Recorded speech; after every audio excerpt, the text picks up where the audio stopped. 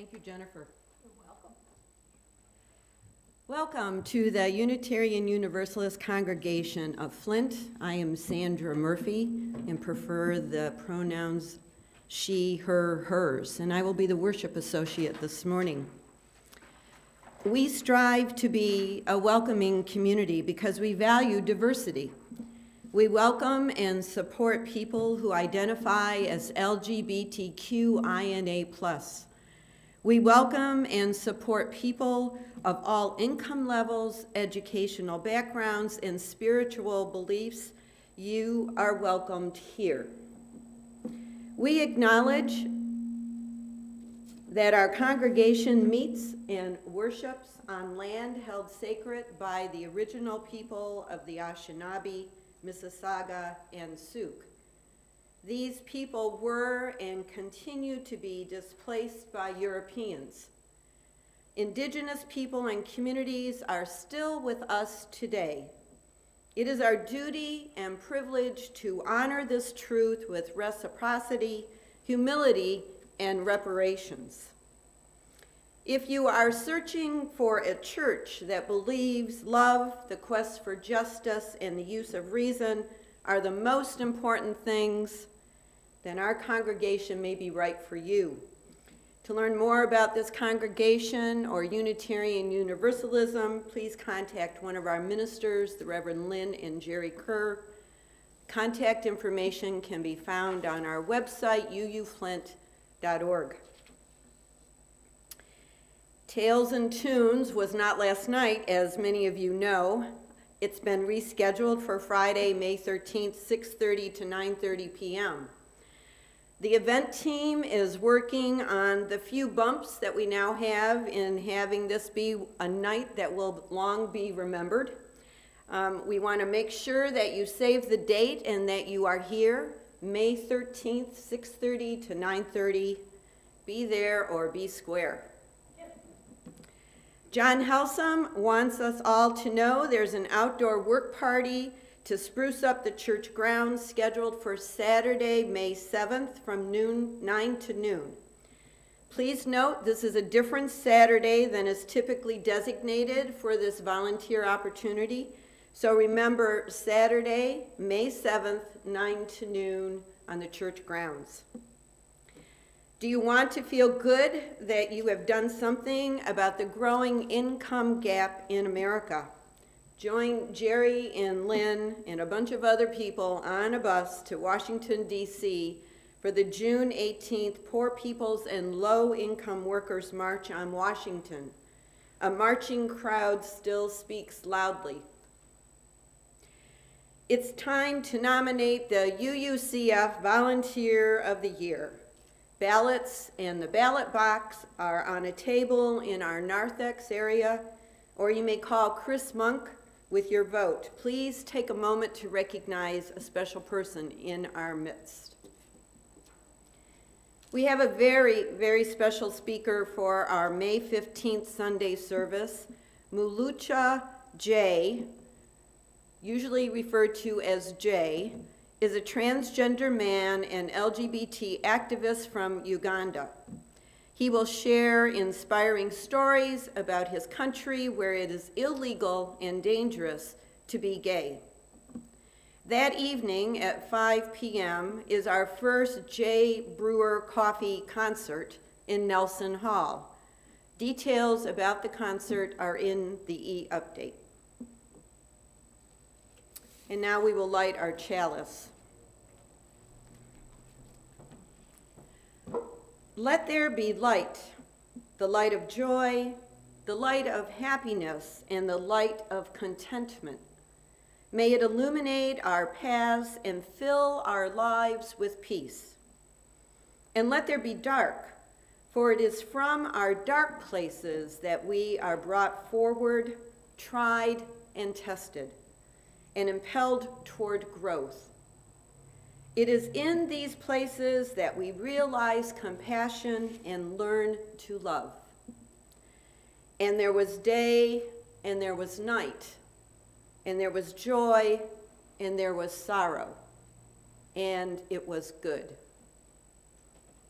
And now if you'll join me in reading or reciting our covenant, recognizing the richness of diversity, the beauty and wonder of shared worship, and the transforming power of love and service, we gather as a sacred, intentional community to freely seek knowledge and truth, to celebrate the fullness of life, and by our actions to increase goodness and justice.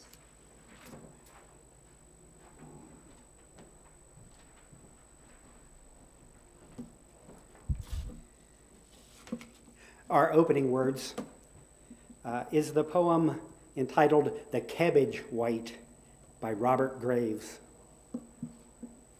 The butterfly, a cabbage white, his honest idiocy of flight, will never now, it is too late, master the art of flying straight. Yet has, who knows so well as I, a just sense of how not to fly. He lurches here and here by guess and God and hope and hopelessness. Even the acrobatic swift has not his flying crooked gift.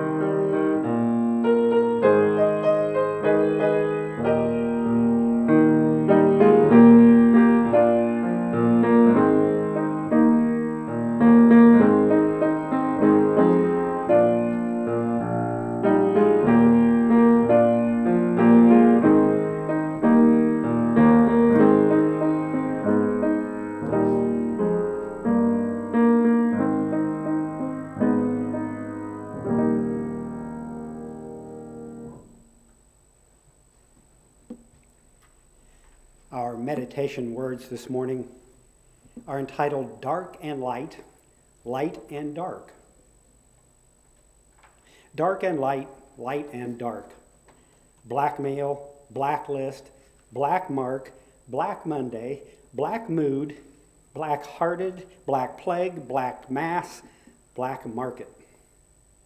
Good guys wear white, bad guys wear black.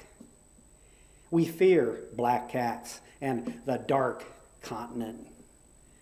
But it's okay to tell a white lie. Lily white hands are coveted. It's great to be as pure as the driven white snow. Angels and brides wear white. Devil's food cake is chocolate. Angel food cake is white. Welcome, darkness. Don't be afraid of it or deny it. Darkness brings relief from the blinding sun, from scorching heat, from exhausting labor. Night signals permission to rest, to be with your loved ones, to conceive new life, to search our hearts, to remember our dreams.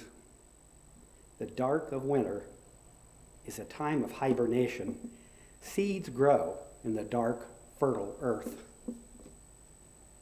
The words black and dark don't need to be destroyed or ignored, only balanced and reclaimed in their wholeness. Imagine a world that had only light or only dark. We need both, dark and light, light and dark.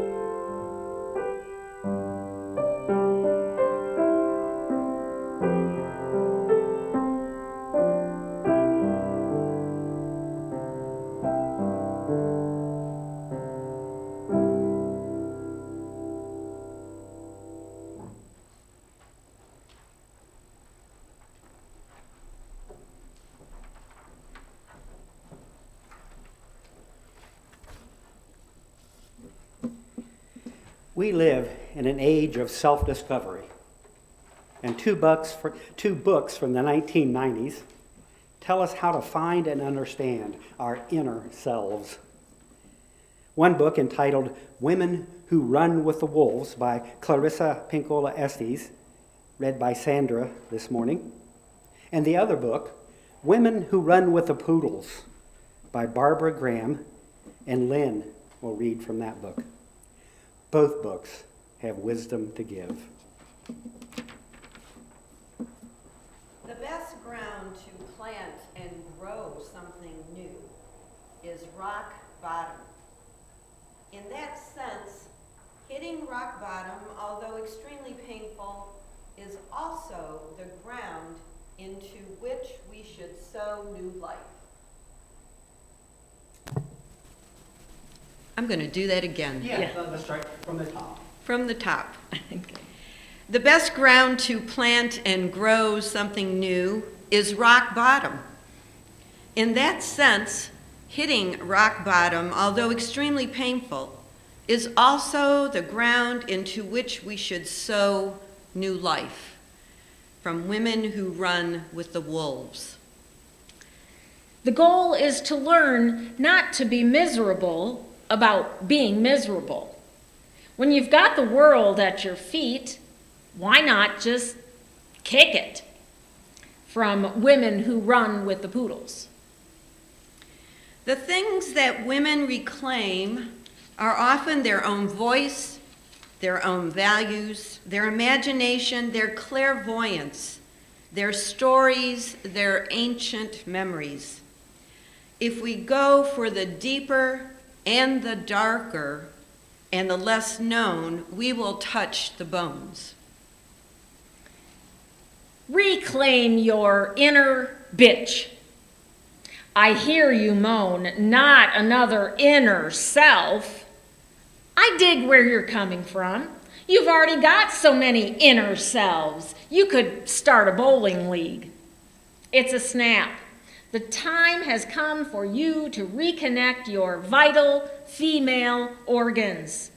your mind, and your mouth. To be strong does not mean to sprout muscles and flex. It means meeting one's own numinosity. Numinosity means arousing spiritual or religious emotion. It means meeting one's own numinosity without fleeing, actively living with the wild nature in one's own way. It means to be able to learn, to be able to stand for what we know. It means to stand and live. Before embarking on your healing into wholeness journey, that's healing spelled Heeling, there are several important steps you don't need to take. For starters, there is no workshop wardrobe dilemma, no phone calls, no reservations, no deciding between dormitory-style accommodations or a private room, because there's nowhere to go. In a single human being, there are many other beings, all with their own values, motives, and devices. Rather than corrupt her natural beauty, our work is to build for all these beings a wildish countryside, wherein the artists among them can make, lovers love, the healers heal. Once you're in touch with your sacred inner bitch, getting good at honoring your mood swings, and you're really starting to groove with envy, terror, despair, and all the rest of the really important misunderstood emotions, what else is there, you ask? Am I whole yet? No, you're partial. I'm partial. We're all partial. So why is everyone running around trying to get whole? Nobody knows for sure. Maybe because this planet is falling apart. Or maybe there's nothing good on TV. Asking the proper question is the central action of transformation in fairy tales, in analysis, and in individuation. The key question causes germination of consciousness. The properly shaped question always emanates from an essential curiosity about what stands behind. Questions are the keys that cause the secret doors of the psyche to swing open. Why not just let sleeping inner selves lie? The problem, according to the grief and growth mafia, is that it's your unloved and abandoned inner selves that caused your pain. And the only way to heal is give them a name and hug them on the weekend in a large group of strangers at an airport Holiday Inn. Our lack of loyalty and devotion is unloving. Our state of separation from the soul is ugly, based on psychological warts, inadequacies, and childhood fancies. Where's the best place to meet my shadow? Should I use a matchmaker? How will I know it's my dark side and not someone else's? All across the earth, millions of innocent wholeness seekers have embraced their dark side only to discover that once held, the shadow side clings and squeals and refuses to let go. We are all filled with a longing for the wild. There are few culturally sanctioned antidotes for this yearning. We were taught to feel shame for such a desire. We grew our hair long and used it to hide our feelings. But the shadow of wild woman still lurks behind us during our days and in our nights. Dear Dr. Young, You would not believe what goes on in your name. I suggest you consult with your inner headhunter and pick a channel pronto before your archetype happy followers turn us all into a bunch of whacked out multiple personality cases. To be ourselves causes us to be exiled from many others, and yet to comply with what others want causes us to be exiled from ourselves. Do affirmations heal? Would they have helped these folks? Dracula, I nourish myself with love. I digest life with ease. Anne Boleyn, I have a good head on my shoulders. Those closest to me love and appreciate me for who I am. Ivan the Terrible, I release the past, all is forgiven and forgotten. Or Joan of Arc, I gravitate toward warmth. I'm always in the right place at the right time.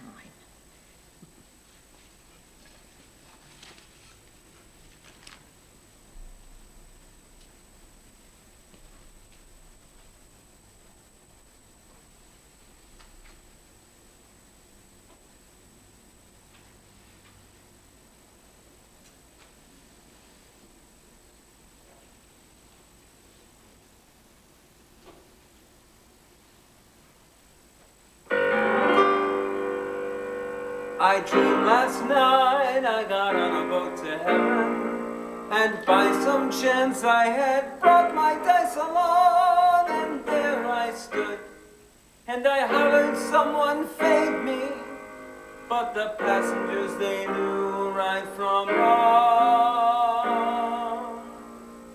For the people all said, sit down, you're rocking the boat. The people all said, sit down, you're rocking the boat. Well, the devil would drag you under by the sharp lapels of your checkered coat. Sit down, sit down, sit down, sit down, sit down, you're rocking the boat.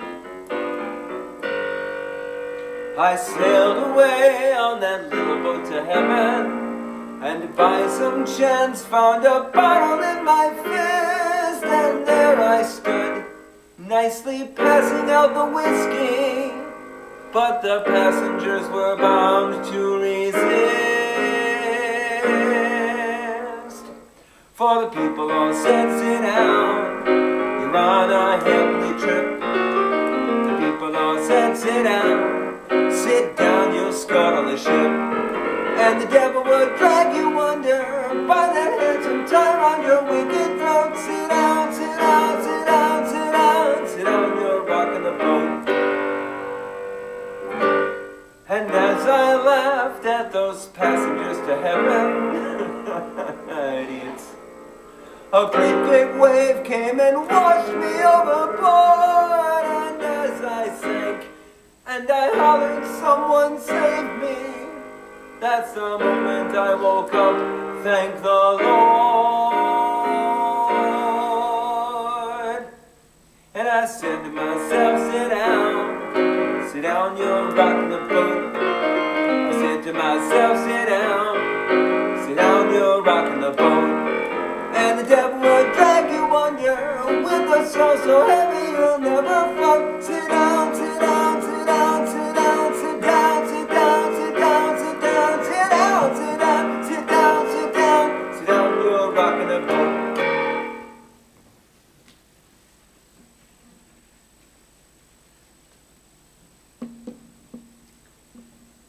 Some of the most exciting and oldest stories in the world are about the dark forces of temptation that lurk in the shadows of our own selves. You may know the story of Prince Siddhartha Gautama and his search for meaning. The story is not just about Siddhartha. It is about every human being's search for happiness that doesn't come from riches, but with knowing yourself, the whole self, the good and the not so good. So Siddhartha left his palace, his wife and his child one day, and for the first time witnessed old age, sickness, and death. And then he was filled with despair. He also saw a monk that day and saw it as a sign that he should leave his life as a royal and become a holy man. So he left the palace and he studied with monks. He denied himself all human comforts and he meditated. But still, he could find no way to escape suffering. One day, he stopped eating completely. He sat under a tree and went into deep meditation, determined to discover the truth that would end all suffering. It was here that Mara, a demon that represents the entire existence of unenlightened humanity, tried to corrupt him. In Buddhism, Mara and his army represent any behavior or thought that we obsess over, which involve fear or longing that paralyze us. So first, Mara brought his most beautiful daughters to seduce Siddhartha, but he remained in meditation. Had the story been written today, perhaps Mara would have given him a subscription to the Playboy channel. But then Mara sent armies of monsters to attack Siddhartha, and still he sat and meditated without moving. Mara was infuriated. Mara claimed enlightenment as his own. He knew he had to keep this mortal from meditation so that he could not achieve enlightenment. Now, Mara didn't have the power to just conjure up things or people. He also was associated with evil and death. He was sometimes known as the god of death and the god of the sun. He also caused droughts, but not because he kept the rains from coming, but because he could withhold or obscure the knowledge of truth. Since that was what Siddhartha was actually seeking, it was appropriate that Mara kept appearing. Mara also represented desire, lust, and regret, which was the very things that must be let go of to achieve enlightenment. It also happens that things such as desire, impulses, and fear are parts of ourselves that are known as the shadow. So as Buddha was seeking enlightenment, he was battling what we might call our Darth Vader side, what we now call the shadow. And we all have it. And like Gautama Siddhartha, we can't control it unless we know what it is. Now, the Buddha had many problems to deal with in his day, and you have to wonder, would he have run with the wolves or with the poodles, as we mentioned in our reading this morning? Well, the answer probably is that he ran with the fox terriers, the Welsh corgis, the rescue shelter mixed breeds, as well as with the wolves and the poodles. Because today's message is about looking within and becoming aware of everything that is within us. It's only then that we can choose our paths wisely. The book, Women Who Run with the Wolves, was an important addition to feminist literature. But had the Buddha read it, he, like the author of Women Who Run with the Poodles, might have protested, where is the middle path between the poodle and the wolf? Not everyone is made out to be a wild woman. Some of us like lipstick and dresses. But watch out. You don't want to go too far the other way. Our goal is not to repress our shadow, nor to express it in a negative way. Professor of literature and mythology Joseph Campbell describes these two opposites as two horns. He says if we get hooked on either, we're going to die. Like most things, we are looking for the happy medium. Now, there are many unfortunate stories about people who never looked within to recognize and defeat their own demons before someone else exposed them or they got in trouble. Take, for example, TV preachers. They are watched by millions and are meant to set this shining example of light and good. But guess what? They're also human. So they have been repressing, and then one night, they're all dressed up in their three-piece suit, and they go outside, and the moon is full. And the next morning, they wake up in a motel on the other side of town with a couple of fellas they never met before. Their followers are shocked. How could they do this? And the media chastises them, especially harshly, because they're the last people that you'd expect of this. Jimmy Swaggart and Kenneth Copeland, Pat Robertson and Jim Baker all come to mind when you think of people who have fallen. Why? Well, they made some rookie mistakes in the shadow business. First, they pretended not to have a shadow side at all. Second, they repressed the shadow side. And third, when the shadow did come out, it came out destructively and negatively, rather than in a managed way if they had some awareness about it from the very beginning. Now there's a great movie, or I think it is. It's a satire of such preachers, though it's where the religious leader does not hide or deny his shadow self. In Leap of Faith, Steve Martin plays a fake faith healer. The difference is that his character publicly shares his shadow self with his followers to show his fallibility. So the scene is a tent revival, and this is what Martin says. Yes, I was born to lowly circumstances. Yes, I ran with a bad crowd that taught me to smoke weed and steal. I hung out in bars and I hotwired cars. I grew up mistreated, so I lied and I cheated. I learned hard crime and I served hard time. I have walked the crooked road and I have danced with the demon Satan.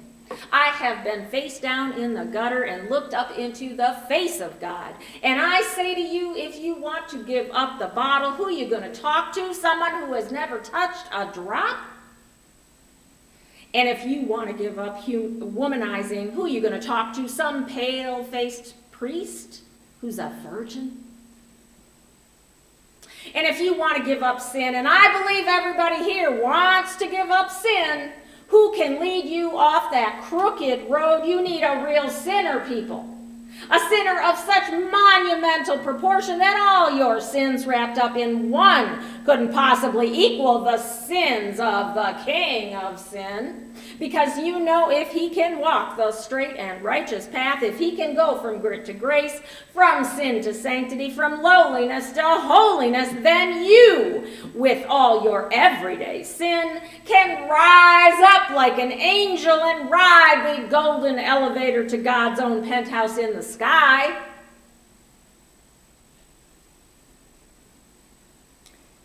Now, you might say that this character went a little bit too far in embracing his shadow side. But as I mentioned, there is danger on both sides. Never acknowledging our shadow side leaves us unfulfilled and never feeling whole, or just the opposite can happen. Just as science tells us that the more light that shines on something or someone, the darker the shadow, The more we ignore the shadow side of our personalities, when it finally does burst forth, things can get pretty ugly. But it does make sense that we are taught as children to repress our impulses, our instinctual behavior, and our fears. In polite society, people keep their skeletons in the closet. Or as the song says, you sit down because you don't want to rock the boat. But Carl Jung said the negative connotation of the shadow was nonsense. If we don't accept it as part of who we are, we can never discover our authentic selves. Repressed long enough, the shadow side can not only make us feel guilty, it can make us depressed, that can lead to anger, and eventually some people may even become violent. Now that's the exception, of course, but the extreme result would be what we see in the likes of Dr. Jekyll and Mr. Hyde. Now you probably know the story. Robert Louis Stevenson, he had a dream one night about a doctor who always thought about the good of others, and he went about helping everyone in one part of the city. In another part of the city, he's a monster, destroying people. Now he tells his wife about the dream, and she tells him to write it down, and he does, and it becomes a famous novella. One of the main themes is that there are two sides to all of us, and if we don't honor both, one can dominate and take over. In the case of Dr. Jekyll and Mr. Hyde, the shadow becomes so powerful from neglect, it overtakes Dr. Jekyll permanently. And he remains the monster, Mr. Hyde, and becomes the killer. Now, as I mentioned, my message today about looking within isn't about seeking perfection. It's about what Jung described as seeking wholeness. And that's why I chose the poem about flying crooked for our opening words and the title today. The poem is about that cabbage-white butterfly. The larva of the butterfly is highly destructive. They can eat an entire cabbage crop. But that small white butterfly is quite pretty. But it flies in a peculiar, somewhat sloppy and crooked way. It isn't graceful in flight the way we think of most butterflies. Nonetheless, it flies, and it thrives around the entire world. Its shadow side can be destructive. As a butterfly, it can't even fly straight, yet it's still beautiful. It's imperfect, but the poet calls it a gift. The cabbage white's point of pride is that although we think of butterflies in a certain way, just like we're supposed to be a certain way in society, it isn't like any other butterfly. It's crooked. It's odd. It's different. I believe our shadow side can be a gift as well. After all, it's silly, even unrealistic, to hate that we have a shadow side. Without it, we don't even exist. It's our attic, let's say. Like most attics, there's a lot of stuff in there that we don't use anymore. But the idea is not to never go up there. We should explore it a bit. Find the things that are worth keeping. In fact, maybe you could make something lovely out of that old lampshade. Think of it as encouraging our dangerous cabbage-destroying parts to love itself because there's a beautiful butterfly inside. If we don't, we may wake up one morning and find that in the night we were unconsciously creeping around the other side of the city like a Mr. Hyde worm rather than the benevolent Dr. Jekyll that is our worth and dignity. That is not the road to perfection. but you might be amazed to see how far you can get flying crooked. We too could become enlightened in our own way. Like the Buddha, meditation is one way to get in touch with that shadow. But I realize that there are some people that just can't do it or aren't into it. There are many ways of embracing our shadow than cashing in our 401ks and moving to Tibet or investing in 25 years of psychotherapy. There are numerous ways that people like us can get in touch with our shadow sides. Now, we're all inventive people, so I'm not going to name all of the myriad of ways that we might do this, but here's just a few.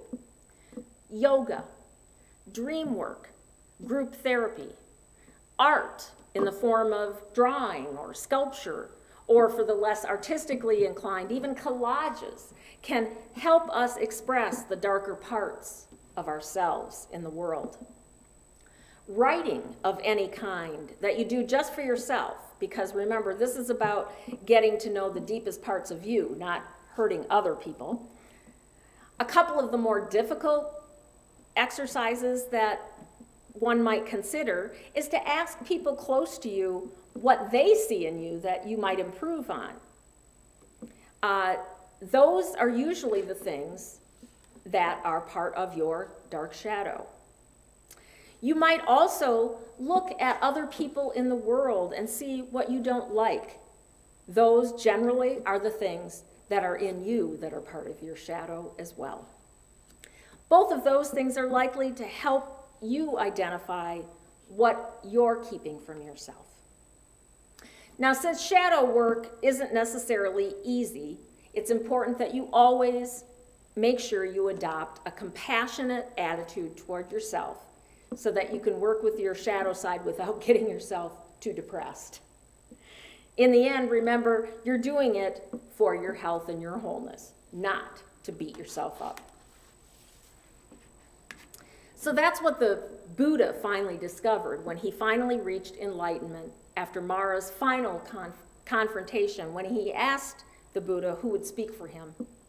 Siddhartha touched the earth with his right hand, and the earth spoke, "I bear you witness." Mara suddenly disappeared. And then a woman appeared and gave the starving man food. The sun rose, and the Buddha realized enlightenment. An important part of this metamorphosis is Buddha nourishes himself, feeding both halves of himself metaphorically and physically. Buddha becomes whole because he no longer denies any part of himself and honors all, as the light shows all aspects of who he is by the sun rising. And for us, this is especially important because we want to go out and do good work, but how can we if we don't feel completely whole or human? So the answer is, or part of it, is to get to know your shadow side, and maybe if you can, laugh at it, or cry with it, or scream at it, or if you have to, put a leash on it and take it for a walk. Your well-being is counting on you discovering each wonderful part of yourself.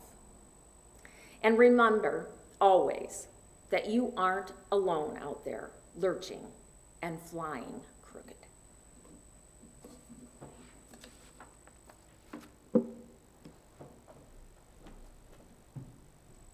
Do you ever feel like a misfit? Everything about you is dark and twisted.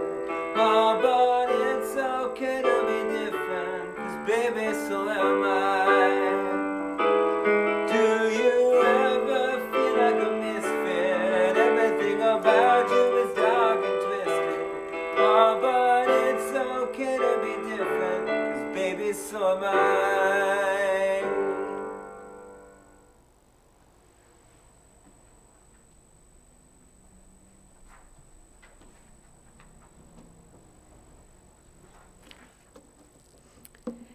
This past Thursday, several of us from this congregation attended a memorial service for Donna Loading. Donna was a member of UUCF, and I hope you took some time to read about her generous and lasting gift to this congregation in our last E-update. Our condolences to her husband John on his loss. What I heard repeatedly from the people who spoke about Donna was how smart, kind, caring, and giving she was throughout her entire life. There were stories that made us all laugh about her Halloween costumes, about how she would be impeccably dressed when she would go to outdoor gardening events with matching gloves and tools, how she loved teaching and had a wonderful career as an educator. Her interests were varied and her commitment deep to those things and people that were important to her. I left the service thinking, what will people say about me at my memorial service? So this morning, I'm asking you to think about what will people say for you when your memorial service is held. Will there be funny stories about adventures you took or times when you stood for the right thing or when you helped another person without seeking recognition? We all have it within us to give, so just do it. Give in all the ways you can, give until it feels good. I knew Donna for a brief amount of time when she was an usher here, and I regret that I did not make the opportunity to get to know her better. The memorial service left me feeling she would have been a great friend. And I'm grateful for all that she's done to make our world a better place. You can make your gift to this congregation. Doggone it, and I'm emotional again. You can make your gift to this congregation and all that we do online at uuflint.org, or you can send a check to the church. Thank you, Jennifer. All gifts, no matter what their size, are gratefully received.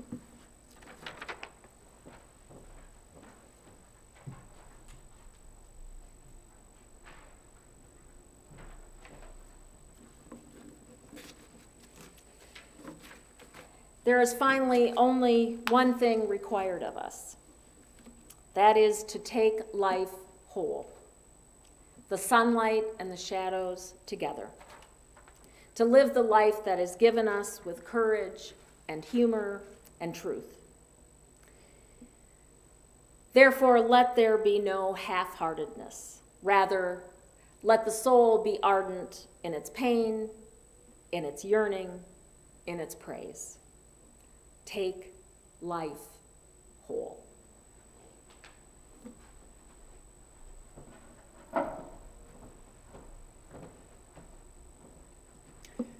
And let us extinguish the chalice. We extinguish this flame, but not the light of truth, the warmth of community, or the fire of commitment. These we carry in our hearts until we are together again.